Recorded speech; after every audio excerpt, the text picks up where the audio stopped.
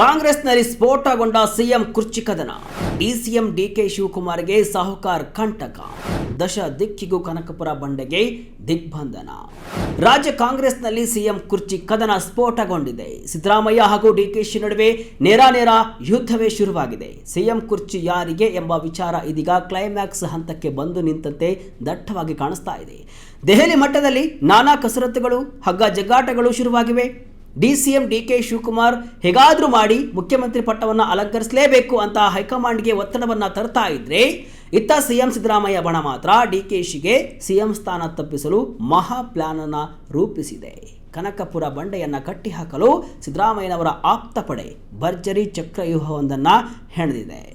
DK Shivakumar ಅವರ CM ಕನಸಿಗೆ ತಣ್ಣೀರು ಎರಚಲು ಸಿದ್ದು ಪಾಳಿಯ ಪ್ರಯೋಗಿಸುತ್ತಿರುವ ಆ ಬ್ರಹ್ಮಾಸ್ತ್ರವೇ ದಲಿತ ಅಸ್ತ್ರ ಹಾಗೂ ಅಹಿಂದ ನಾಯಕತ್ವ. ಅದರಲ್ಲೂ ಸತೀಶ್ ಜಾರಕಿಹೊಳಿ ಅವರು ಡಿಕೆಶಿ ವಿರುದ್ಧ ಈಗ ನೇರ ಸವಾಲನ್ನು ಹಾಕ್ತಾ ಇದ್ದಾರೆ. ಹಾಗಾದರೆ ಡಿಕೆಶಿಗೆ ಸಿಎಂ ಪಟ್ಟ ಕೈ ತಪ್ಪಿಸುವ ಆ ರೋಚಕ ತಂತ್ರಗಾರಿಕೆ ಹೇಗಿದೆ? ಸಿದ್ದರಾಮಯ್ಯ ಬಣದ ಆ ಮಾಸ್ಟರ್ ಮೈಂಡ್ ಯಾರು? ಡಿಕೆಶಿ ವಿರುದ್ಧ ಹೆಣೆದಿರುವ ಆ ಚಕ್ರವ್ಯೂಹವಾದರೂ ಎಂತಹದ್ದು? ಬನ್ನಿ, ರಾಜ್ಯ ರಾಜಕಾರಣದ ಈ ಹೈ ವೋಲ್ಟೇಜ್ ಇನ್ಸೈಡ್ ಸ್ಟೋರಿಯನ್ನ ಸಂಪೂರ್ಣವಾಗಿ ನೋಡೋಣ. ನಾನು ಶಿವಮೂರ್ತಿ ಸೊರಬ. ಡಿಕೆಶಿ ವಿರುದ್ಧ ಸಿದ್ದು ಬಣದ ಚಕ್ರವ್ಯೂಹ. ಎಸ್, ಈಗ ಶುರುವಾಗಿದೆ ನೋಡಿ ಅಸಲಿ ಆಟ. ಸಿದ್ದು ಹಾಗೂ ಡಿಕೆಶಿ ಬಣದಿಂದ ಒಂದೊಂದೇ ದಾಳಗಳು ಉರುಳುತ್ತಿವೆ. ಕುರ್ಚಿ ಉಳಿಸಿಕೊಳ್ಳಲು ಸಿದ್ದರಾಮಯ್ಯ ಏನೇನು ಮಾಡಬೇಕು ಅದೆಲ್ಲವನ್ನ ಕೂಡ ಮಾಡಿದರೆ, ಈತ ಡಿಕೆಶಿ ಕುರ್ಚಿ ಪಡೆಯಲು ಏನೇನು ಬೇಕೋ ಅದೆಲ್ಲ ರಣತಂತ್ರವನ್ನ ಮಾಡ್ತಿದ್ದಾರೆ. ಆದರೆ ಸದ್ಯಕ್ಕೆ ಸಿದ್ದು ಟೀಮ್ ರಚಿಸಿದ ಚಕ್ರವ್ಯೂಹ ಇದೆಯಲ್ಲ, ಡಿಕೆಶಿಗೆ ನುಂಗಲಾರದ ಬಿಸಿ ತುಪ್ಪವಾಗಿದೆ. ಮೇಲ್ನೋಟಕ್ಕೆ ಸಿದ್ದರಾಮಯ್ಯನವರು ತಮ್ಮ ಪಾಡಿಗೆ ತಾವು ಸೈಲೆಂಟ್ ಆಗಿ ಆಡಳಿತದ ಕಡೆ ಗಮನವನ್ನು ಹರಿಸಿದಂತೆ ಕಾಣ್ತಾ ಇದ್ದಾರೆ. ಆದರೆ ಅವರ ಸುತ್ತಮುತ್ತ ಇರುವ ಆಪ್ತ ಪಡೆ ಮಾತ್ರ ಒಂದೇ ಸಮನೆ ಡಿಕೆಶಿ ವಿರುದ್ಧ ಸೈಲೆಂಟ್ ಆಗಿ ಆಪರೇಷನ್ ಶುರು ಮಾಡಿದ್ದಾರೆ. ಇತ್ತೀಚೆಗಷ್ಟೇ ಡಿಕೆ ಶಿವಕುಮಾರ್ ಅವರು ದೆಹಲಿ ಪ್ರವಾಸವನ್ನ ಕೈಗೊಂಡು ಹೈಕಮಾಂಡ್ ನಾಯಕರನ್ನ ಭೇಟಿ ಮಾಡಿ ಬಂದಿದ್ರು. ಡಿಕೆಶಿ ಅವರ ಈ ದೆಹಲಿ ಭೇಟಿಯ ಬೆನ್ನಲ್ಲೇ ಸಿದ್ದರಾಮಯ್ಯ ಬಣ ಪೂರ್ಣ ಪ್ರಮಾಣದಲ್ಲಿ ಫೀಲ್ಡ್ಗಿಳಿದಿದೆ. ಅದರಲ್ಲೂ ಇದರ ಮೇನ್ ಕ್ಯಾಪ್ಟನ್ ಸತೀಶ್ ಜಾರಕಿಹೊಳಿ. ನಿಮಗೆ ಗೊತ್ತಿರಬಹುದು, ಜಾರಕಿಹೊಳಿ ಕುಟುಂಬ ಹಾಗೂ ಡಿಕೆಶಿ ಹಾವು ಮುಂಗಿಸಿ ರೀತಿ. ಬೆಳಗಾವಿ ರಾಜಕಾರಣದಲ್ಲಿ ಡಿಕೆಶಿ ಹಸ್ತಕ್ಷೇಪ ಮಾಡ್ತಿದ್ದಾರೆ ಎಂಬ ಕಾರಣಕ್ಕೆ ರಮೇಶ್ ಜಾರಕಿಹೊಳಿ ಏನು ಮಾಡಿದ್ರು ಎಂಬುದು ಇಡೀ ರಾಜ್ಯಕ್ಕೆ ಗೊತ್ತಿದೆ. ಸರ್ಕಾರವೇ ಉರುಳಿ ಬಿದ್ದೋಯಿತು. ಈಗ ಡಿಕೆಶಿಗೆ ಅದೇ ಬೆಳಗಾವಿ ಸಾಹುಕಾರ್ ಕಂಟಕವಾಗಿದ್ದಾರೆ. ಸತೀಶ್ ಜಾರಕಿಹೊಳಿ ಉರುಳಿಸುತ್ತಿರುವ ಒಂದೊಂದು ದಾಳಕ್ಕೆ ಡಿಕೆಶಿ ಪಡೆ ಕಂಗಾಲಾಗಿದೆ. ಈಗ ಸತೀಶ್ ಜಾರಕಿಹೊಳಿ ಅವರ ಬೆನ್ನ ಹಿಂದೆ ಸಚಿವರಾದ ಎಚ್.ಸಿ. ಮಹದೇವಪ್ಪ, ಶಾಸಕ ಕೆ.ಎನ್. ರಾಜಣ್ಣ ಸೇರಿದಂತೆ ಹಲವು ನಾಯಕರು ನಿಂತಿದ್ದಾರೆ. ಈ ಟೀಮ್ ಡಿಕೆಶಿಗೆ ಸಿಎಂ ಸ್ಥಾನ ಒಲಿಯದಂತೆ ತಡೆಯಲು ದಲಿತ ಸಿಎಂ ಅಸ್ತ್ರವನ್ನು ಹೂಡಿದ್ದಾರೆ. ಸಿದ್ದು ಇಳಿದ್ರೆ ದಲಿತರಿಗೆ ಸಿಎಂ ಪಟ್ಟ ಕಟ್ಟಿ. ಹೈಕಮಾಂಡ್ಗೆ ದಲಿತ ನಾಯಕರ ಆಗ್ರಹ. ಕಾಂಗ್ರೆಸ್ ಪಕ್ಷದ ಅತಿದೊಡ್ಡ ಶಕ್ತಿ ಅಂದರೆ ಅದು ಅಹಿಂದ. ಈ ಅಹಿಂದ ಮತ ಬ್ಯಾಂಕನ್ನು ನಂಬಿರುವ ಕಾಂಗ್ರೆಸ್ಗೆ ಸಿದ್ದರಾಮಯ್ಯ ಬಣ ಪ್ರಯೋಗ ಮಾಡುತ್ತಿರುವ ದಲಿತ ಸಿಎಂ ವಿಚಾರವನ್ನು ಕಡೆಗಣಿಸುವ ಹಾಗಿಲ್ಲ. ವೀಕ್ಷಕರೇ ಗಮನಿಸಿ, ಈ ಹಿಂದೆಯೂ ಕೂಡ ರಾಜ್ಯದಲ್ಲಿ ನಾಯಕತ್ವ ಬದಲಾವಣೆ ವಿಚಾರ ಮುನ್ನೆಲೆಗೆ ಬಂದಾಗಲೆಲ್ಲ ಇದೇ ದಲಿತ ಸಿಎಂ ಅಸ್ತ್ರವನ್ನು ಪ್ರಯೋಗ ಮಾಡಲಾಗಿತ್ತು. ಇದೀಗ ಅದೇ ಅಸ್ತ್ರವನ್ನು ಅತ್ಯಂತ ಪ್ರಬಲವಾಗಿ ಡಿಕೆಶಿ ವಿರುದ್ಧ ಪ್ರಯೋಗ ಮಾಡಲಾಗ್ತಾ ಇದೆ. ದಲಿತ ಸಮುದಾಯದ ನಾಯಕರು ಒಂದು ವೇಳೆ ಸಿದ್ದರಾಮಯ್ಯನವರನ್ನ ಸಿಎಂ ಸ್ಥಾನದಿಂದ ಕೆಳಗಿಳಿಸುವುದೇ ಆದರೆ ಆ ಸ್ಥಾನವನ್ನು ದಲಿತರಿಗೆ ಕೊಡಬೇಕು ಎಂಬ ವಾದವನ್ನು ಸೂಕ್ತ ಆಯುಧ ಎಂಬಂತೆ ಪ್ರಯೋಗವನ್ನು ಮಾಡ್ತಾ ಇದ್ದಾರೆ. ಈ ಮೂಲಕ ಪಕ್ಷದ ಹೈಕಮಾಂಡ್ ನಾಯಕರಿಗೆ ಖಡಕ್ ಸಂದೇಶವನ್ನು ರವಾನಿಸುತ್ತಿದ್ದಾರೆ. ಇದರ ನೇರ ಅರ್ಥ ಒಂದೇ, ಡಿಕೆ ಶಿವಕುಮಾರ್ ಅವರಿಗೆ ಸಿಎಂ ಸ್ಥಾನ ಕೊಡಬೇಡಿ ಎಂಬುದು. ಬಹಿರಂಗವಾಗಿ ಯಾವುದೇ ಕಚ್ಚಾಟ ಬೇಡ, ಬೀದಿಯಲ್ಲಿ ನಿಂತು ಹೇಳಿಕೆಗಳನ್ನು ಕೊಡಬೇಡಿ ಅಂತ ಕಾಂಗ್ರೆಸ್ ಹೈಕಮಾಂಡ್ ಸ್ಪಷ್ಟವಾಗಿ ಎಚ್ಚರಿಕೆಯನ್ನು ಕೊಟ್ಟಿದೆ. ಹೀಗಾಗಿ ನಾಯಕರು ಕ್ಯಾಮರಾ ಮುಂದೆ ಬಂದು ಮಾತನಾಡ್ತಿಲ್ಲ, ಆದರೆ ತೆರೆಮರೆಯಲ್ಲಿ ನಡೆಯುತ್ತಿರುವ ಕಚ್ಚಾಟ ಮಾತ್ರ ತೀವ್ರಗೊಂಡಿದೆ, ಸ್ಫೋಟಗೊಂಡಿದೆ. ತಮ್ಮ ಬಣದ ಶಾಸಕರ ಮೂಲಕ ನಾಯಕರು ಹೈಕಮಾಂಡ್ ಮಟ್ಟದಲ್ಲಿ ಅಭಿಪ್ರಾಯ ರೂಪಿಸುವ ಪ್ರಯತ್ನವನ್ನು ನಡೆಸುತ್ತಿದ್ದಾರೆ. ಒಂದು ಬಣ ರಾಜ್ಯದಲ್ಲಿ ನಾಯಕತ್ವ ಬದಲಾವಣೆ ಆದರೆ ಅದು ಪಕ್ಷದ ಮೇಲೆ ತೀವ್ರ ಪ್ರತಿಕೂಲ ಪರಿಣಾಮ ಬೀರುತ್ತೆ, ಅಹಿಂದ ಮತಗಳು ಕೈ ತಪ್ಪುತ್ತವೆ ಅಂತ ವಾದಿಸ್ತಾ ಇದ್ದಾರೆ. ಆದರೆ ಮತ್ತೊಂದು ಬಣ ಸಿಎಂ ಬದಲಾವಣೆ ಅಗತ್ಯ ಏನಿದೆ ಅಂತ ಪ್ರಶ್ನಿಸ್ತಾ ಇದೆ. ಈ ಎಲ್ಲದರ ನಡುವೆ ಡಿಕೆ ಶಿವಕುಮಾರ್ ಅವರು ಎಲ್ಲ ರೀತಿಯ ತಂತ್ರಗಾರಿಕೆಗಳ ಮೂಲಕ ಹೈಕಮಾಂಡ್ ಗಮನವನ್ನು ಸೆಳೆಯುವ, ಸಿಎಂ ಕುರ್ಚಿಗಾಗಿ ಒತ್ತಡ ಹೇರುವ ಪ್ರಯತ್ನವನ್ನು ಮುಂದುವರಿಸಿದ್ದಾರೆ. ಡಿಕೆ ಶಿವಕುಮಾರ್ಗೆ ಸಾಹುಕಾರ್ ಸವಾಲ್. ಅಹಿಂದ ನಾಯಕತ್ವದ ಕಿರೀಟ ಯಾರಿಗೆ? ಇದೆಲ್ಲದರ ನಡುವೆ ರಾಜ್ಯ ರಾಜಕಾರಣದಲ್ಲಿ ಕುತೂಹಲ ಕೆರಳಿಸಿದ್ದು ಆ ಒಂದು ಫೋನ್ ಕರೆ. ಹೌದು, ಸಚಿವ ಸತೀಶ್ ಜಾರಕಿಹೊಳಿ ಅವರು ಉತ್ತರ ಕನ್ನಡ ಪ್ರವಾಸಕ್ಕೆ ತೆರಳಿದ್ದ ಸಂದರ್ಭದಲ್ಲಿ ರಾಜ್ಯ ಕಾಂಗ್ರೆಸ್ ಉಸ್ತುವಾರಿ ರಣದೀಪ್ ಸಿಂಗ್ ಸುರ್ಜೇವಾಲಾ ಅವರಿಂದ ಸತೀಶ್ ಜಾರಕಿಹೊಳಿಗೆ ಫೋನ್ ಕರೆ ಬಂದಿತ್ತು. ಇಬ್ಬರ ನಡುವೆ ದೀರ್ಘ ಮಾತುಕತೆ ನಡೆದಿದೆ. ಅಷ್ಟೇ ಅಲ್ಲ, ಖುದ್ದು ಡಿ.ಕೆ. ಶಿವಕುಮಾರ್ ಅವರ ಜೊತೆಗೂ ಕೂಡ ಮಾತುಕತೆಯನ್ನು ನಡೆಸುವಂತೆ ಸುರ್ಜೇವಾಲಾ ಅವರು ಸತೀಶ್ ಜಾರಕಿಹೊಳಿಗೆ ಸೂಚನೆಯನ್ನ ಕೊಟ್ಟಿದ್ದಾರೆ ಅಂತ ಹೇಳಲಾಗ್ತಿದೆ. ಸತೀಶ್ ಅವರು ದೆಹಲಿಗೆ ತೆರಳಿ ಎಐಸಿಸಿ ಅಧ್ಯಕ್ಷ ಮಲ್ಲಿಕಾರ್ಜುನ ಖರ್ಗೆ ಅವರನ್ನ ಭೇಟಿ ಮಾಡಿ ವಾಪಸ್ ಬಂದ ಬೆನ್ನಲ್ಲೇ ಈ ಫೋನ್ ಕರೆ ಬಂದಿರುವುದು ಭಾರಿ ಕುತೂಹಲಕ್ಕೆ ಕಾರಣವಾಗಿದೆ. ಇಲ್ಲಿ ಸಿದ್ದರಾಮಯ್ಯ ಬಣದ ಮಹಾ ಪ್ಲಾನ್ ಅತ್ಯಂತ ಸ್ಪಷ್ಟವಾಗಿದೆ. ಡಿ.ಕೆ. ಶಿವಕುಮಾರ್ ಕಡೆಯಿಂದ ಹೈಕಮಾಂಡ್ಗೆ ಸಿಎಂ ಸ್ಥಾನಕ್ಕಾಗಿ ಒತ್ತಡ ತೀವ್ರಗೊಂಡಿರುವ ಈ ಸಂದರ್ಭದಲ್ಲೇ ಸಿದ್ದು ಬಣ ದಲಿತ ಅಸ್ತ್ರ ಪ್ರಯೋಗ ಮಾಡಿ ಗಮನವನ್ನು ಸೆಳೀತಾ ಇದೆ. ಇದರ ಜೊತೆಗೆ ರಾಜ್ಯದಲ್ಲಿ ಸಿದ್ದರಾಮಯ್ಯ ಅವರ ಬಳಿಕ ಅಹಿಂದ ನಾಯಕತ್ವ ಯಾರ ಕೈಯಲ್ಲಿ, ಕೆಪಿಸಿಸಿ ಅಧ್ಯಕ್ಷ ಪಟ್ಟನೂ ಕೂಡ ಬೇಕು ಅಂತ ಈಗ ನೇರವಾಗಿ ಸತೀಶ್ ಜಾರಕಿಹೊಳಿ ಫೀಲ್ಡಿಗೆ ಇಳಿದಿದ್ದಾರೆ.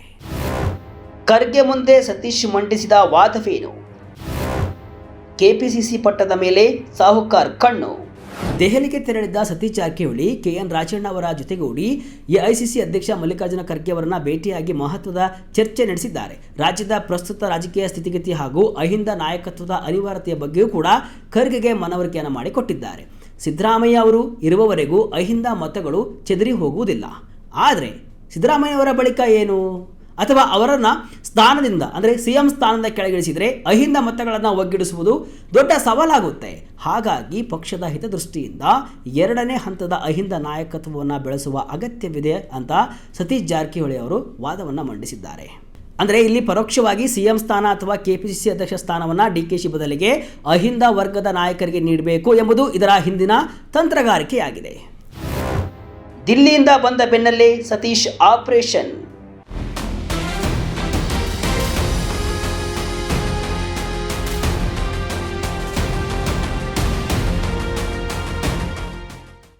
ದೆಹಲಿಯಿಂದ ಹೈಕಮಾಂಡ್ ನಾಯಕರನ್ನ ಭೇಟಿಯಾಗಿ ಬೆಂಗಳೂರಿಗೆ ಆಗಮಿಸಿದ ಬೆನ್ನಲ್ಲೇ ಸತೀಶ್ ಜಾರಕಿಹೊಳಿ ಫುಲ್ ಆಕ್ಟಿವ್ ಆಗಿದ್ದಾರೆ. ತಾವು ಪ್ರವಾಸ ಹೋದ ಕಡೆಯಲ್ಲೆಲ್ಲ ಅಹಿಂದ ಸಮುದಾಯದ ಮುಖಂಡರ ಜೊತೆಗೆ ಸಭೆಗಳನ್ನು ನಡೆಸ್ತಾ ಇದ್ದಾರೆ. ಆ ಸಮುದಾಯದ ಮುಖಂಡರ ವಿಶ್ವಾಸವನ್ನು ಗಳಿಸಿ ತಾವೇ ಮುಂದಿನ ಅಹಿಂದ ನಾಯಕ ಎಂಬ ಸಂದೇಶವನ್ನು ಇಲ್ಲಿ ರವಾನಿಸುತ್ತಿದ್ದಾರೆ. ಉತ್ತರ ಕನ್ನಡ ಜಿಲ್ಲೆಯ ಕುಮಟಾ ಪಟ್ಟಣದಲ್ಲಿ ಸತೀಶ್ ಜಾರಕಿಹೊಳಿ ನೇತೃತ್ವದಲ್ಲಿ ಅಹಿಂದ ಸಮುದಾಯದ ಮುಖಂಡರ ಜೊತೆಗೆ ಎಲ್ಲ ಜಿಲ್ಲಾ ಮಟ್ಟದ ಬೃಹತ್ ಸಭೆ ನಡೀತಾ ಇದೆ. ಸಾಮಾಜಿಕ ನ್ಯಾಯ, ಶೈಕ್ಷಣಿಕ ಅಭಿವೃದ್ಧಿ ಹಾಗೂ ಉದ್ಯೋಗ ಅವಕಾಶಗಳ ವಿಚಾರಗಳನ್ನು ಮುಂದಿಟ್ಟುಕೊಂಡು ಚರ್ಚೆ ನಡೆಸುವ ಮೂಲಕ ಅಹಿಂದ ಮತ ಬ್ಯಾಂಕನ್ನು ತಮ್ಮ ಹಿಡಿತಕ್ಕೆ ತೆಗೆದುಕೊಳ್ಳುವ ಕೆಲಸವನ್ನು ಇಲ್ಲಿ ಜಾರಕಿಹೊಳಿ ಮಾಡ್ತಾ ಇದ್ದಾರೆ. ಸತೀಶ್ ಜಾರಕಿಹೊಳಿ ಪ್ಲಸ್ ಪಾಯಿಂಟ್ ಏನು? ಕೇವಲ ದಲಿತ ನಾಯಕರ ಜೊತೆ ಸಭೆಗಳನ್ನು ಮಾಡಿದರೆ ಅಹಿಂದ ನಾಯಕರಾಗ್ತಾರಾ? ಖಂಡಿತ ಇಲ್ಲ. ಆದರೆ ಆ ವರ್ಚಸ್ಸು ಇದೆ ಅಂತಾರೆ ರಾಜಕೀಯ ಪಂಡಿತರು. ಹಾಗಾದರೆ ಸತೀಶ್ ಜಾರಕಿಹೊಳಿ ಅವರ ಪ್ಲಸ್ ಪಾಯಿಂಟ್ ಏನು ಅನ್ನೋದನ್ನು ನೋಡುವುದಾದರೆ, ಆಮೇಲೆ ಸಿದ್ದರಾಮಯ್ಯ ಬಣವು ಡಿ.ಕೆ. ಶಿವಕುಮಾರ್ ಅವರನ್ನು ಕಟ್ಟಿಹಾಕಲು ಸತೀಶ್ ಜಾರಕಿಹೊಳಿ ಅವರನ್ನೇ ಯಾಕೆ ಧಾಳವಾಗಿ ಬಳಸಿಕೊಳ್ತಾ ಇದೆ ಎಂಬುದಕ್ಕೂ ಕೂಡ ಪ್ರಬಲ ಕಾರಣಗಳಿವೆ. ಅವುಗಳನ್ನು ಕೂಡ ನೋಡ್ತಾ ಹೋದರೆ, ಮೊದಲನೇದಾಗಿ ಸಿದ್ದರಾಮಯ್ಯ ಬಳಿಕ ಅಹಿಂದ ಸಮುದಾಯಕ್ಕೆ ರಾಜ್ಯದಲ್ಲಿ ಸೂಕ್ತ ಮತ್ತು ಮಾಸ್ ನಾಯಕತ್ವ ಇಲ್ಲ. ಇದನ್ನು ತುಂಬಿಕೊಳ್ಳುವ ಸಾಮರ್ಥ್ಯ ಸತೀಶ್ ಅವರಿಗಿದೆ. ಎರಡನೇದಾಗಿ ತಮಗೆ ಕೆಪಿಸಿಸಿ ಅಧ್ಯಕ್ಷ ಸ್ಥಾನ ನೀಡಿದರೆ ರಾಜ್ಯದಲ್ಲಿ ಅಹಿಂದ ವರ್ಗವನ್ನು ಮತ್ತಷ್ಟು ಗಟ್ಟಿಗೊಳಿಸಬಹುದು, ತನ್ಮೂಲಕ ಪಕ್ಷವನ್ನು ಅಧಿಕಾರಕ್ಕೆ ತರಬಹುದು ಎಂಬುದು ಸತೀಶ್ ಬೆಂಬಲಿಗರ ವಾದ. ಪಕ್ಷದ ಸಂಘಟನೆಯಲ್ಲಿ ಸತೀಶ್ ಜಾರಕಿಹೊಳಿ ಅವರಿಗೆ ತಮ್ಮದೇ ಆದ ಬಲವಾದ ಹಿಡಿತ ಇದೆ.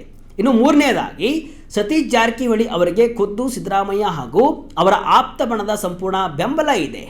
ದಲಿತ ಸಿಎಂ ವಿಚಾರವಾಗಿ ಸಿದ್ದರಾಮಯ್ಯ ಬಣ ಈಗಾಗಲೇ ಚರ್ಚೆ ಶುರು ಮಾಡಿರುವುದರಿಂದ ಈ ಅಸ್ತ್ರವು ಸತೀಶ್ ಜಾರಕಿಹೊಳಿಗೆ ಭಾರಿ ಅನುಕೂಲಕರವಾಗಿ ಪರಿಣಮಿಸಲಿದೆ. ಕೊನೆಯದಾಗಿ ಮತ್ತು ಅತ್ಯಂತ ಪ್ರಮುಖವಾಗಿ, ಭವಿಷ್ಯದಲ್ಲಿ ಅಹಿಂದ ಮತ ಬ್ಯಾಂಕ್ ಅನ್ನ ಮುಂದಿಟ್ಟುಕೊಂಡು ಸತೀಶ್ ಜಾರಕಿಹೊಳಿ ನೇರವಾಗಿ ಸಿಎಂ ಸ್ಥಾನಕ್ಕೆ ಹಕ್ಕು ಮಂಡಿಸುವ ಸಾಧ್ಯತೆಯನ್ನ ತಳ್ಳಿ ಹಾಕುವಂತಿಲ್ಲ. ಯಾಕಂದರೆ ಈಗಾಗಲೇ ನಾನು 2028ಕ್ಕೆ ಮುಖ್ಯಮಂತ್ರಿ ಸ್ಥಾನದ ಆಕಾಂಕ್ಷಿ ಅಂತ ಸತೀಶ್ ಜಾರಕಿಹೊಳಿ ಬಹಿರಂಗವಾಗಿ ಹೇಳಿಕೊಂಡಿದ್ದಾರೆ. ಈ ಗುರಿ ಮುಟ್ಟಲು ಅಹಿಂದ ಶಕ್ತಿ ಅವರಿಗೆ ಅತ್ಯಗತ್ಯವಾಗಿದೆ.